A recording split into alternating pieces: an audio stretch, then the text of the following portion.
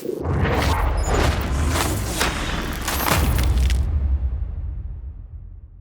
guys, Josh and Chris here from Rogue Grappling. Today we're going to be doing a new segment that we're calling Rogue Rolls. We're on location here at MXT Fight Academy to interview Professor John Kelly. John's one of the first 6 black belts in New Brunswick. Probably one of the East Coast most experienced MMA coaches as well. I think he's cornered more than 30 MMA fights.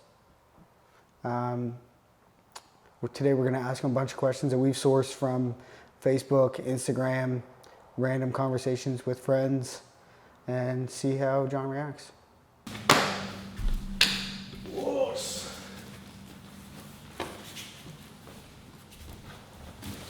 And good morning and welcome everybody to the very first Rogue Rolls segment. Professor John Kelly and Josh having a nice little friendly battle here today. So John, one of the questions that we've been asked, which is a great one for old guys like us, is what ties into longevity in this sport? I'd say the biggest thing is to tap a lot. So prevent injuries, yeah? Yeah, I tap a lot. I don't use a lot of strength, especially on throws. Throws, takedowns, everything like that. I usually like to, like I said, I don't fight it. If somebody's gonna throw me, I don't wanna blow my knee out or anything like that. So I usually, I'll just let them throw me, let them submit me. Never use strength, because once you use strength, the other guy's gonna win that battle. So again, I like to tap a lot, and especially when takedowns and judo throws, I don't like to fight it. I'll let them have it. Keeping it playful. So when you think about the competition scene today from when you first started in the sport, what do you find's been the biggest change, or what impresses you the most about the scene today and young people coming up? For me, just the intensity. Really, a lot of the newer white belts are getting a good game going early on, which is great. And just the intensity, when we first started, there wasn't many tournaments. And you couldn't really, there's like, everybody's a white belt when I started. A blue belt was like a unicorn. You never saw them. And for us, you said you could be fighting somebody that's probably a purple belt level. And we were all like white belts to start, and nobody could promote us. So when I started, you might be at a white belt level, and you fight somebody at a purple belt level just because we had nobody to promote us back then. So it was very, very difficult to be competitive. Now there's enough gyms around, enough white belts and stuff, so they can actually be competitive and enjoy themselves, have a good time. So, John, what can you tell us about your personal jiu-jitsu journey? When I first started, I basically had to build a gym around myself. I wish I was lucky to, 10 years ago, or I don't know how many years now, 13, to come to a gym with a black belt and a bunch of brown and purple belts to, train with, pay my dues, and 13 years later, be a black belt, but I'm not gonna have that opportunity. So now it's great where people can come in the gym. People can come in the gym. Remember, only the first one counts. And have some high-level purple belts, brown belts, black belts to train with. Just gotta pay their monthly dues. And get their mat time in, right? I didn't have that luxury. I had to build a gym around myself. And it's just like DJ JMB today. We'll just keep building and making jiu-jitsu better for the next generation. So that, it's like being a parent. You want to give your kids what you didn't have. And that's what we're trying to do with BJJ in St. John and New Brunswick. So what can you tell us about BJJNB, that project, and what you guys are looking to achieve? Well, basically, we're recognized by Sport New Brunswick, and we can get insurance now and everything like that. But we now have to get recognized by the sport branch of the government and approved by the Lieutenant Governor. So the new sport rep, Steve Harris, has recommended to the ministers that BJJ becomes a prescribed sport in New Brunswick so that we can have our own tournaments. So that's the end goal, is to have tournaments in New Brunswick. So Roe can have its first one in St. John for me. So how do you feel about heel hooks, John? That's Heel hooks in the gym. I'm always telling the guys to be very, very careful. You know, with the heel hook, I know who I can use them on, who I can't. You know, I put one on Josh. He knows how to defend properly. But you know, even if you just put the grip on to a white belt, they can turn the wrong way and hurt the wrong knee, right? So in regular class, I encourage you to use them, but make sure they know who they're actually, who they're doing them to. I like all techniques, right? But it's like an AR-15.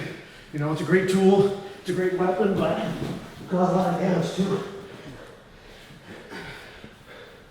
So it's knowing when and where to use them.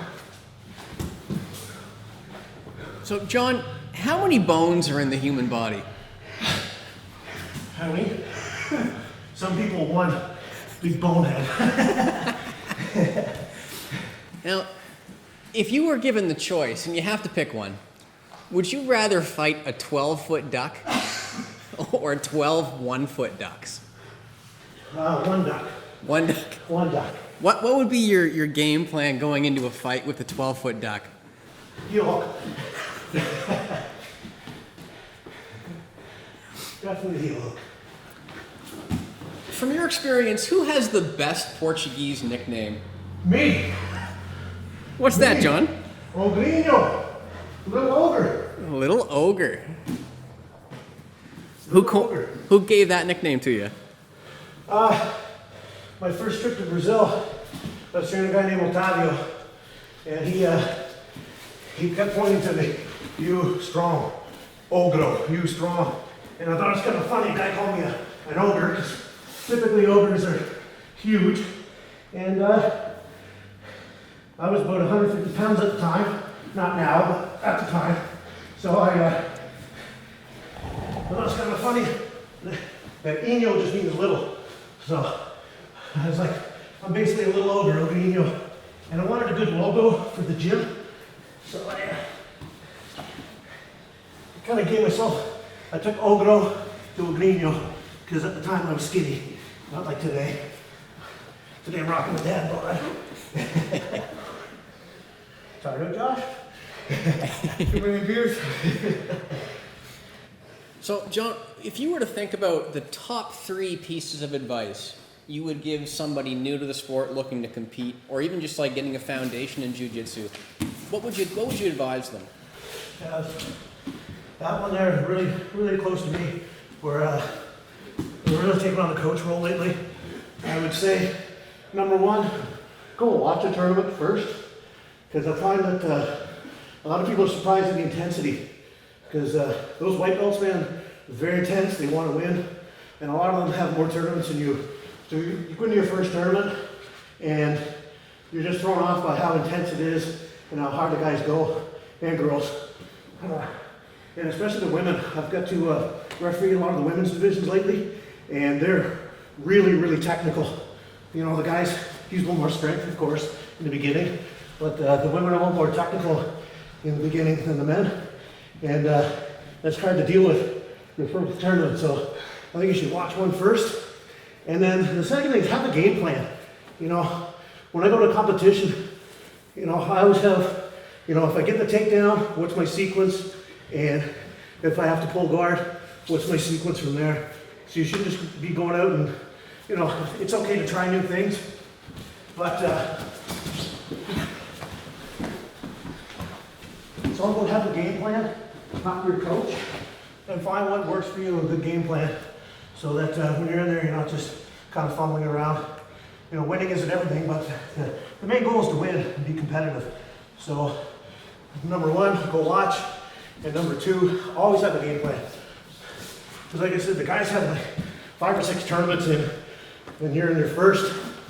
I had a lot of my students as white belts that went into their first tournament, and they're disappointed that they lost, and thinking, man, like these guys have like 5, 6, 7, 10 tournaments in. How you can't compete with that, right?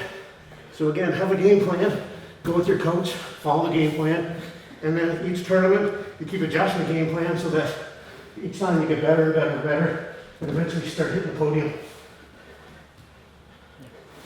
Do you have a favorite technique yourself? One, say, your bread and butter every time you roll, or what have you been using or trying to work into your game the most lately?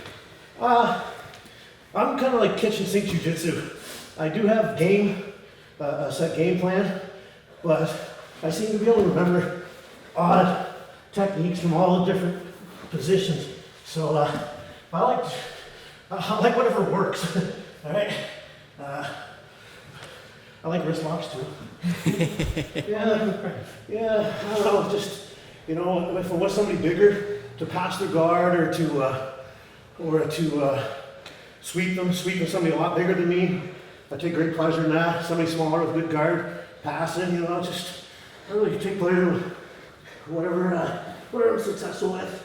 I don't really have a whole favorite. If I go to a tournament, I do have a game plan, but I'm not telling you guys that today because we have a team competition coming up. You still tired? Come on. Let's go, man. Let's go.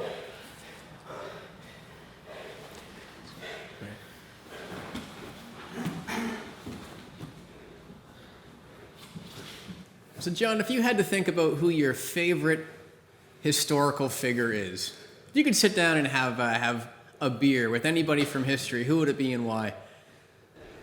Historical figure.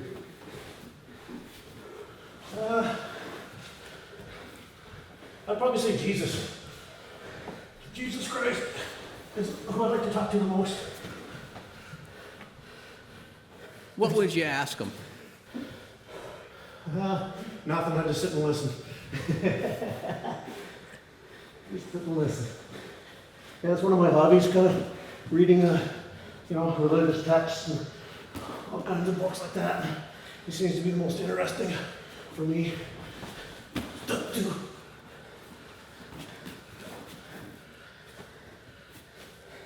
Josh and how he defends the knee bar.